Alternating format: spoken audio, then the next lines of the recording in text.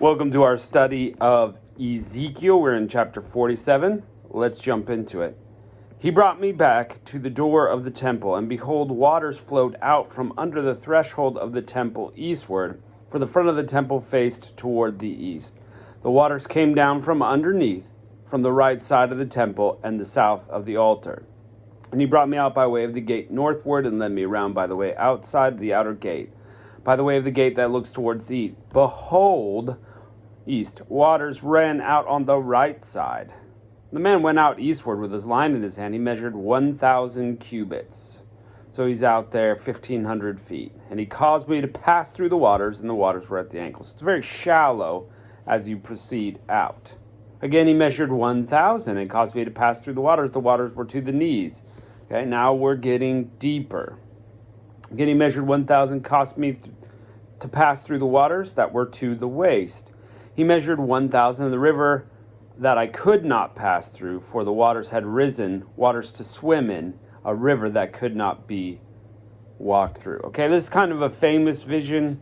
I would put it like kind of famous. Like this part of Ezekiel's is something that I've heard many times in many places before. Of course, I've read through it. That helps, but this is some of the smaller visions, shorter visions are harder to wrap your brain around as a consistent thing. People know the bones coming together that we already read, but this one maybe also. He said, "Son of man, have you seen this?" And he brought me and caused me to return to the bank of the river. Remember, all these visions are not just, oh, cool dream. It's for a spiritual point. So let's hope we get this spiritual point here. Now when I returned, behold, the bank of the rivers, there were very many trees on one side and the other. And he said, these waters flow out toward the eastern region and will go down to the Arabah. Then they will go to the sea and flow into the sea, which will be made to flow out, and the waters will be healed. It will happen that every living creature which swarms in every place where the rivers come will live. Then there will be a great multitude of fish, for these waters have come there, and the waters of the sea will be healed, and everything will live where the river comes. It will happen that the fishermen will stand by it from En-Gedi even to En-Eglim. There will be a place for spreading of nets. Their fish will be after their kinds, as the fish of the great sea, exceedingly many. But its swamps and marshes will not be healed. They will be given up to salt. By the river banks on both sides will grow every tree for food, whose leaf won't wither, neither will its fruit fail. It will produce new fruit every month, because of its waters issue out of the sanctuary, and its fruit will be for food, and its leaf for healing. This is interesting, because we certainly would have had written record if this happened just after the exile. So is this a third temple sort of deal? Is this, the end of times deal?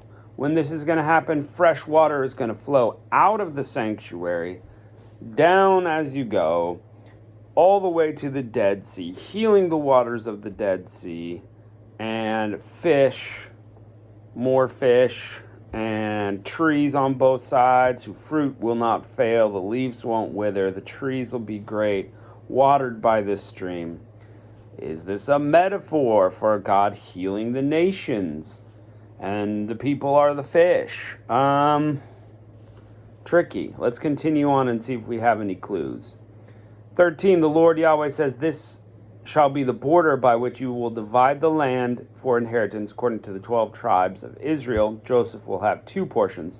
Remember, in the tribes, it's actually Joseph's sons who are part of the 12 tribes, not Joseph. He's not one of the tribes, but his 2 sons. You will inherit it, one as well as another, and I will, as I swore to give to your fathers, this land will fall to you for inheritance. So this is futuristic. Already the tribes had divided the land. Already they knew what it was. So this new sort of futuristic thing, again, is it like the 1,000-year reign? Is it, just after the tribulation?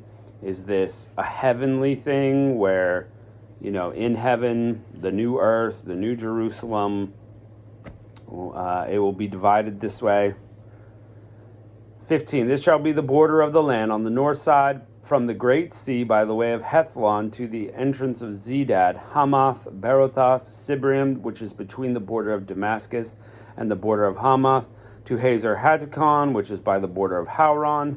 The border of the sea shall be Hazar Enon by the border of Damascus, and on the northward is the border of Hamath. This is the north side.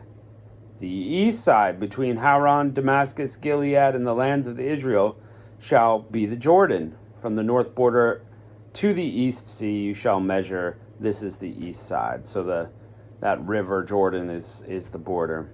The south side shall be from Tamar as far as the waters of Meraboth Kadesh, which was in the wanderings in the wilderness, to the brook, to the great sea. This is the south side, southward. The west side shall be the great sea from the south border as far as the opposite entrance of Hamath. This is the west side. So, this to me says 1,000-year reign, but it's really difficult to tell. You could comment in the comments what you think it is.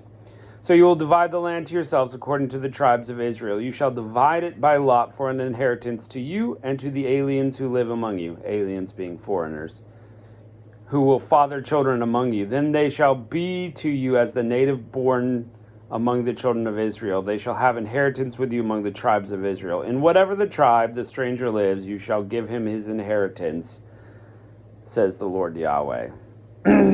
So, probably not heaven, probably not New Jerusalem, New Earth, if they're being children born. So this is probably that time period with Christ reigning during the 1,000 years. That'd be my guess. Again,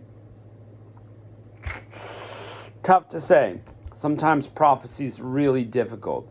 We know that this will happen. The water's coming out and the land's being divided once again and the borders being restored, in essence.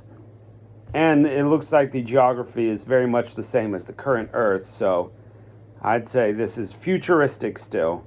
We need another temple to be built, and maybe that's when the people will come and the water will flow into the Dead Sea so that it lives again. I guess we'll see. But mark that as a futuristic prophecy. All right. We are so close. Thanks for joining us in the book of Ezekiel. One more chapter to go, and we'll get into some of the other prophets, and looking forward to that as well. Thanks for joining us, and we'll see you next time.